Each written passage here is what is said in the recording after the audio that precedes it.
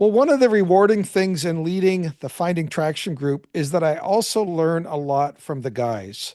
At different times, I've had people create documents, I've had them share their insights, I've even had them create AI songs.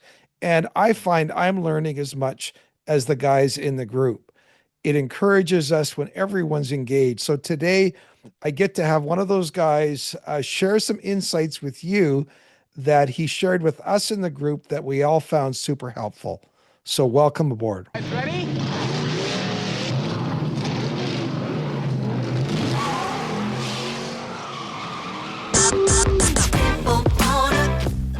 When it comes to porn, are you stuck, spinning out, or slipping backwards in your life?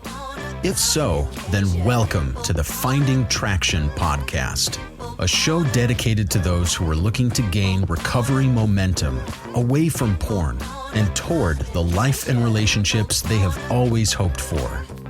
Now, here's your host, Vern Tomke.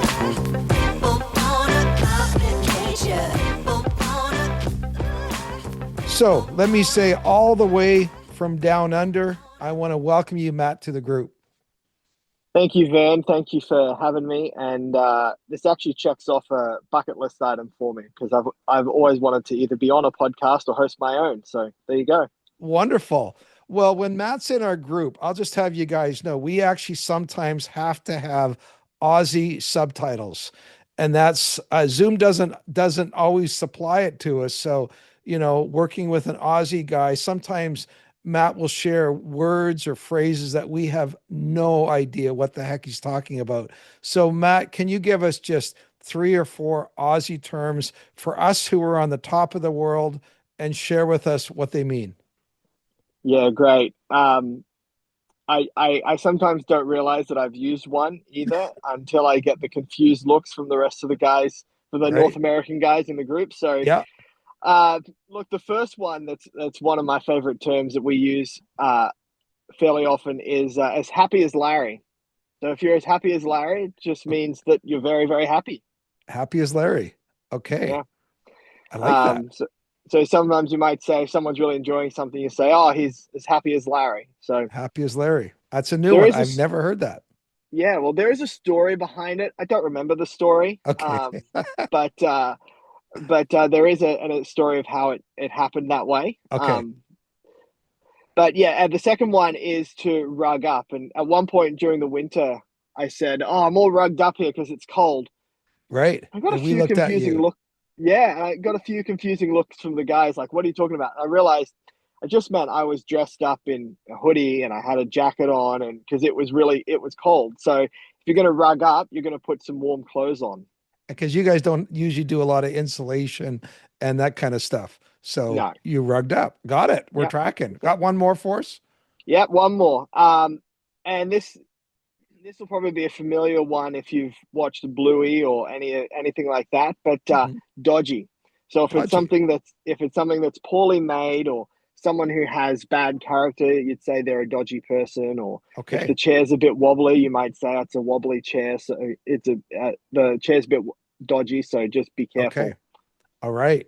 Well, that's good. I think some of that one's translated. I think I knew that one, but Matt's, you've been a part of our Finding Traction group, and now when guys go through the group, then what we do is we invite them to join the alumni group.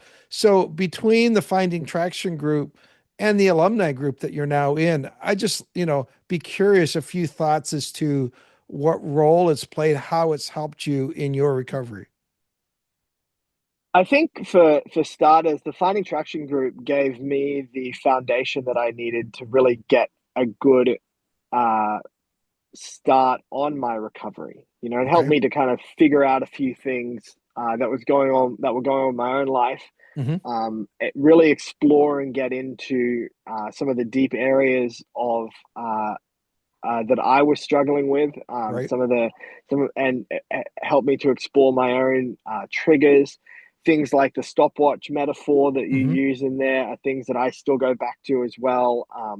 One of the ways that I frequently, when I feel myself like I'm about to edge or something like that, I often will play the tape forward Right. And so, Yep. both of those are still things that I use almost every single day in my own life to help me with that. So, um, that it really kind of that the finding traction group itself, I guess, helped give me a lot of tools in terms of being able to Hmm. figure out my own recovery. But then the alumni group has just really provided a good, solid group of guys who Yep. are committed to the same thing that I am. Getting traction in recovery, understanding, better who they are as men, as husbands, as fathers, as children of God, things like Hmm. that. Um, but it's also and so for me, a lot of what the group's all about is just being able to have the connection and the fellowship Right. with the guys, walk with them through their highest of highs, and come alongside them in their lowest of lows, and they do the same thing with me. And so they've provided valuable check-in partners for me. They've been able to help me shift my thinking in a lot of areas that have actually made me help me to improve my own understanding of my triggers and things like that. Yeah, and it really has been a learning together. And I'm not just saying that I have learned so much from the guys, so much insights that I use in my recovery as well.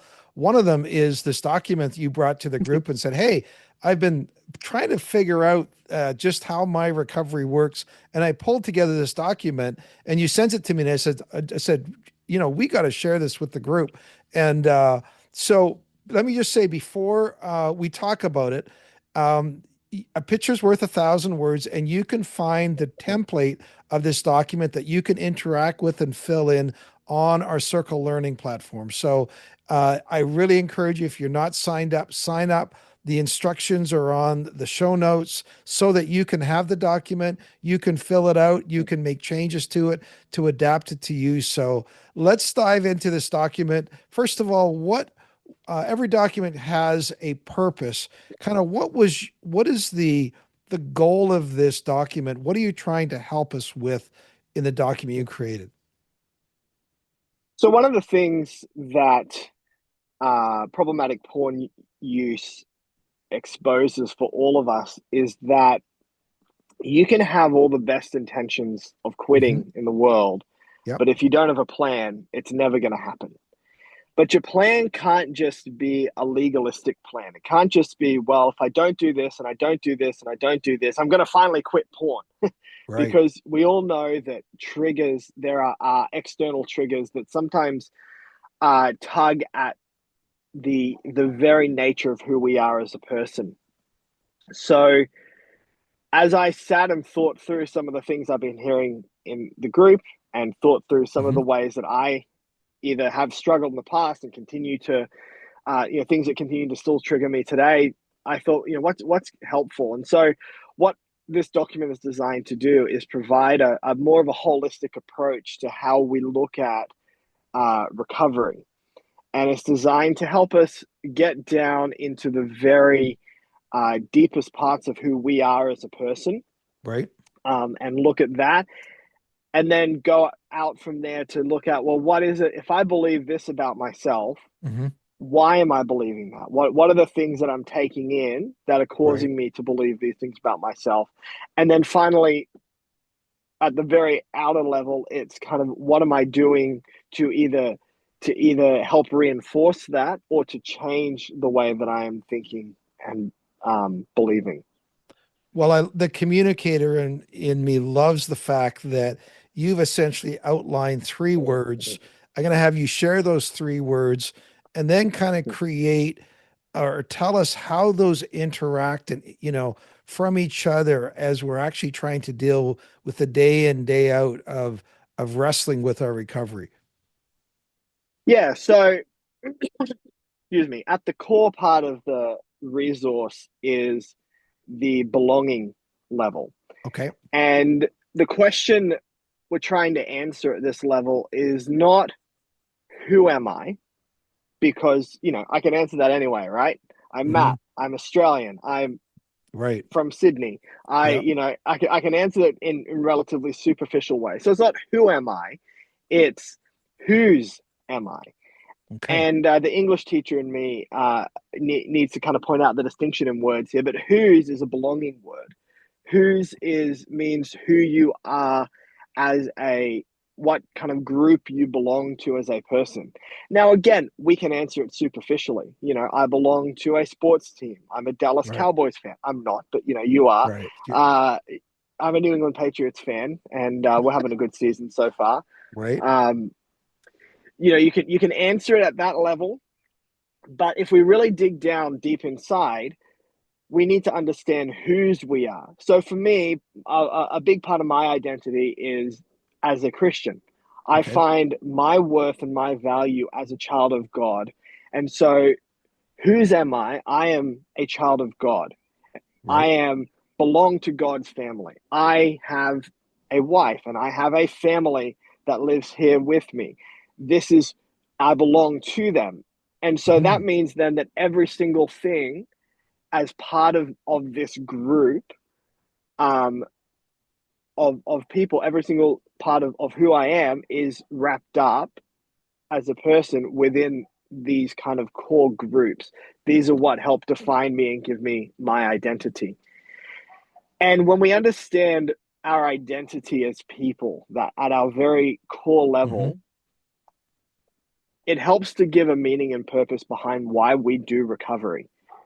Right. Um, we one of the things that's really critically important is your big why. And I Yep. know, finding traction, we talk about that. And one of the Mhm. very first things what you do in the finding traction course is you ask us, why are you in this? Yep.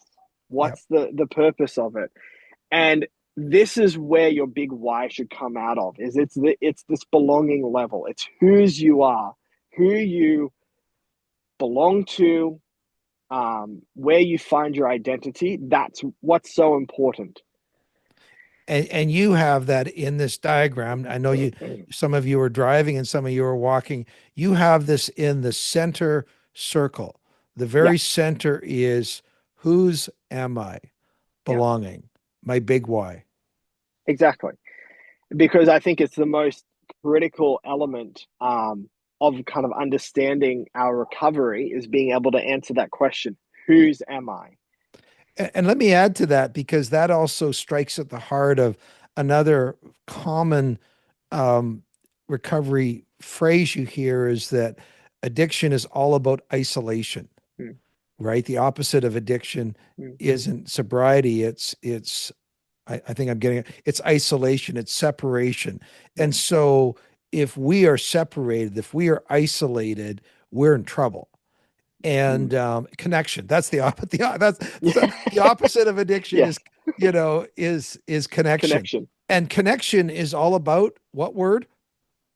Belonging. I yes. Yeah.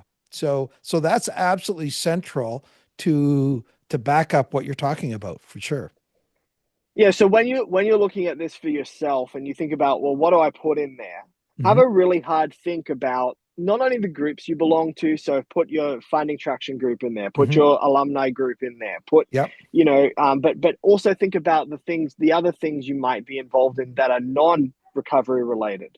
I have the privilege of being involved in a Christian music group, Hmm. and so that's a part of this as well.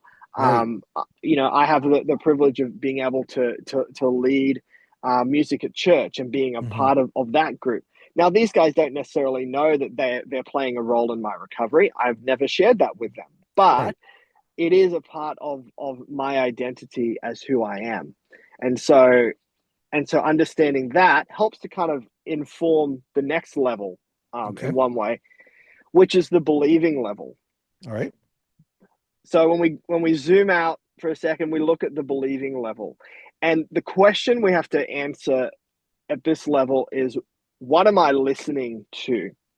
All I right. had a I played soccer for 7 years, and one of my soccer coaches when I was in the under 14s, in the midst of all the other four-letter words that he used to use about our performance weekly, he would always say, if you tell yourself you'll never be able to do something, you'll never be able to do it. Hmm. And what he meant by that was, when we're doing these skills training, these skills drills that we were doing, a lot of us would say, "Oh, I can't do it; it's too hard." Mm, And so he was helping us to build this mindset that actually, by saying that, you're essentially telling your brain and your body that I'll never be able to learn it. And it's a similar thing in recovery, right? If we look at at our recovery and the things we listen to, the things that we believe, the mhm. minute we move out of saying, "Woe is me, I've had all these terrible things happen to me," and I'm not minimizing or diminishing the awful things that have happened to a lot of people, but the minute we move out of saying that I am I'm the victim, or I'm at fault here, or understand all Mhm. the things happen to me, and we turn that around and we start saying, I can get out of this, I can get out of this behavior, I can do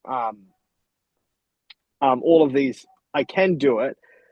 And the minute we start having support and encouragement from those groups that we're a part of, is the minute we start actually believing, no, I can do it. And we start actually seeing the fruit of the work that we've done. One of the things I love, Vern, about, just before you jump in, Mhm. about being in an alumni group is sometimes you'll say something to someone on a weekly check-in, or they'll say something to you, and you go away and you implement it, and the next week you come back and go, you'll never guess what that suggestion has, you'll never believe what that suggestion has done for me. Right. Yeah. And you're really hitting on something which is absolutely crucial as an entry point. As we get guys started on this in the Finding Traction course, one of the very first things we deal with is the internal belief as to whether or not people actually believe that recovery from porn is possible Mm. for them, Yeah. and the shared belief that comes out of the group as part of that. But that's almost a square one. That's almost Mm. getting out of a starting blocks things. That common hope that you need. Is there Mm-hmm. other things that need to be added to the belief part that are important in our recovery? Yeah, there are. And these things, the beauty of this diagram is that it doesn't matter whether you're just starting out in Mhm. recovery, or whether I mean, I've been doing it, I've been at this for 6 years, and Vern, I know Mhm. you've been at this for a lot longer than I have, but Yeah. these things change the longer you go through recovery. The different parts of, as you go through the different phases of your recovery. So what my beliefs look like now are very, very different to when I first started out. Right. And so for me, one of the key things that's really important for me to continue to take into my life um, is actually, spending daily time in the Bible, Mhm. understanding, listening to the Bible, what God says about me, what Right. God says about the world, what God says about my problems. Because if I'm truly a child of God, then one of the things I should be listening to is His voice.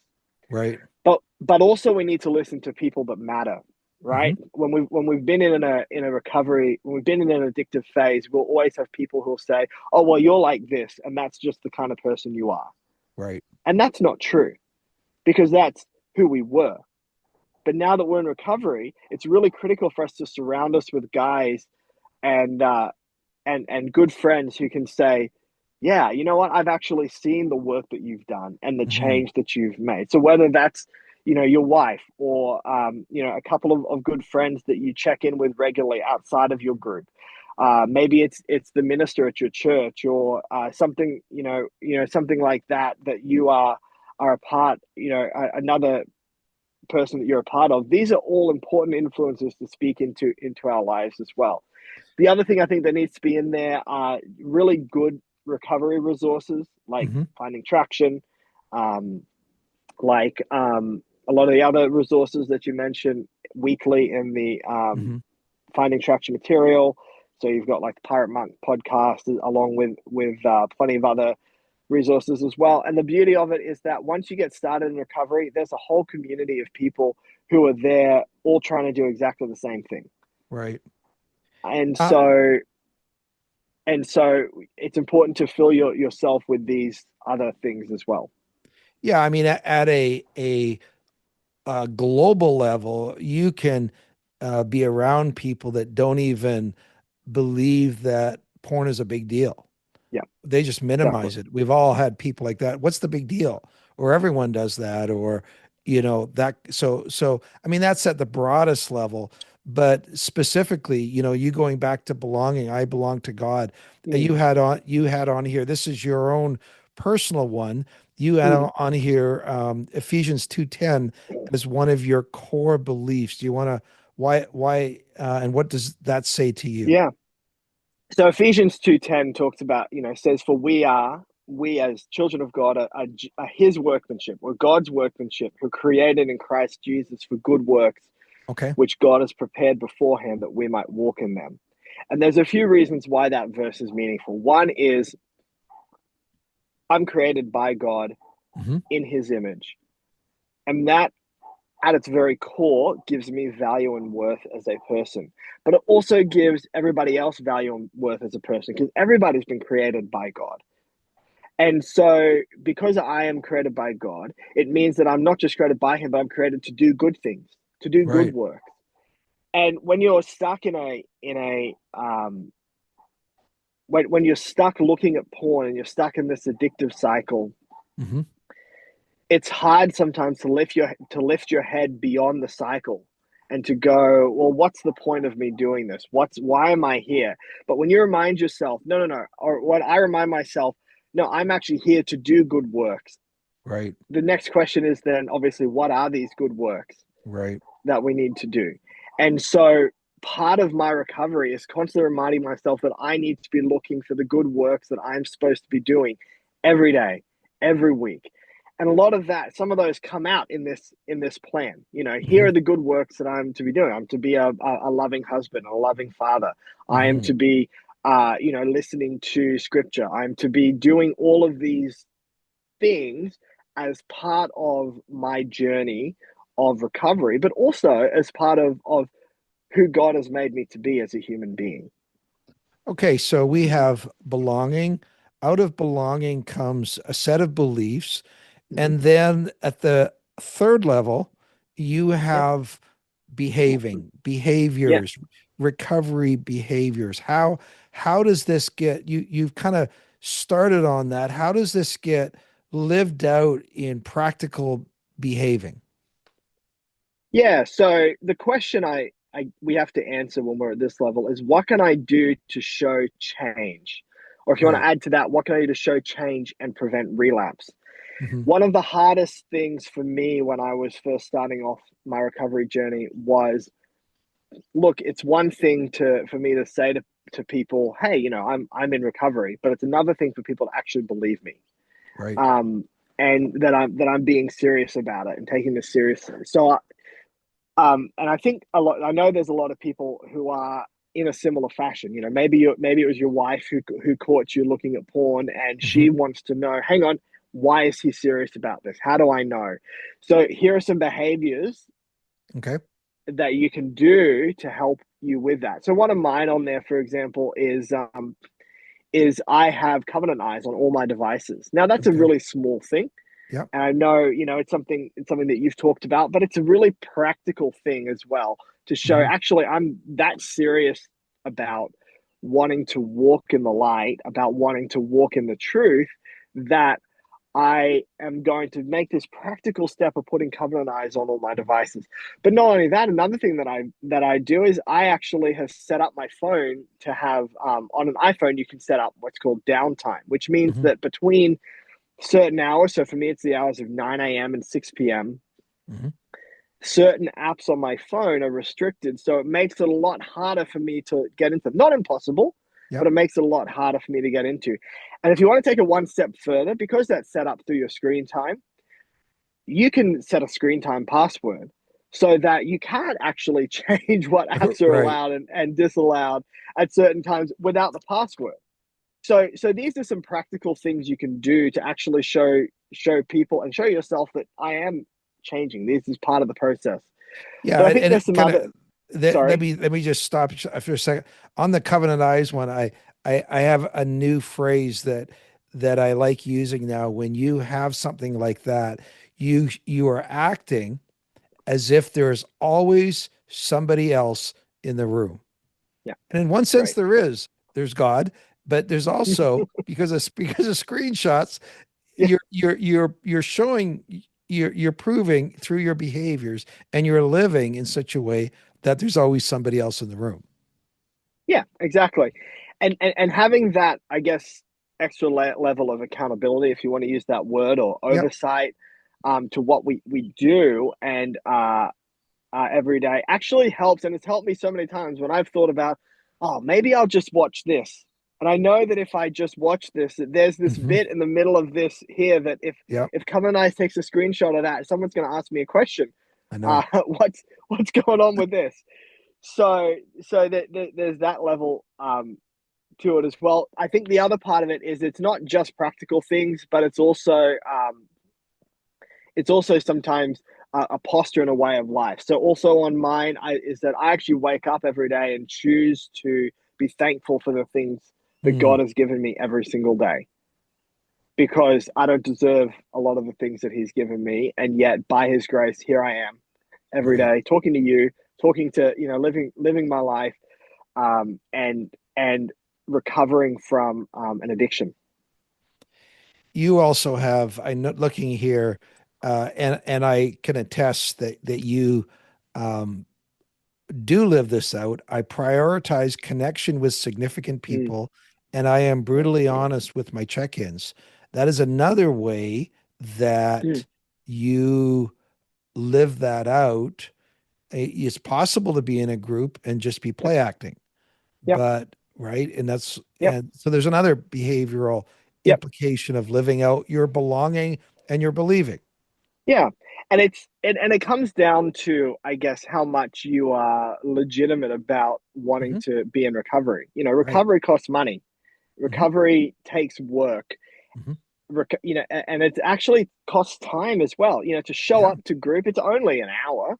Hmm. Once a week, but that's still an hour out of your week. And for me, it's actually an hour out of the middle of my day. I To know. show up to Yeah. group. And so it's a costly exercise for me, but it's a Hmm. costly exercise for everyone else, because it means 1 hour they don't get to spend playing video games, or 1 hour they don't get to spend with their family, or 1 hour they don't get to spend doing something else, watching football or whatever it is. I did notice, Vern, you're reluctant to schedule groups on the weekend. So Yes, I have I need my me time. Yeah, no.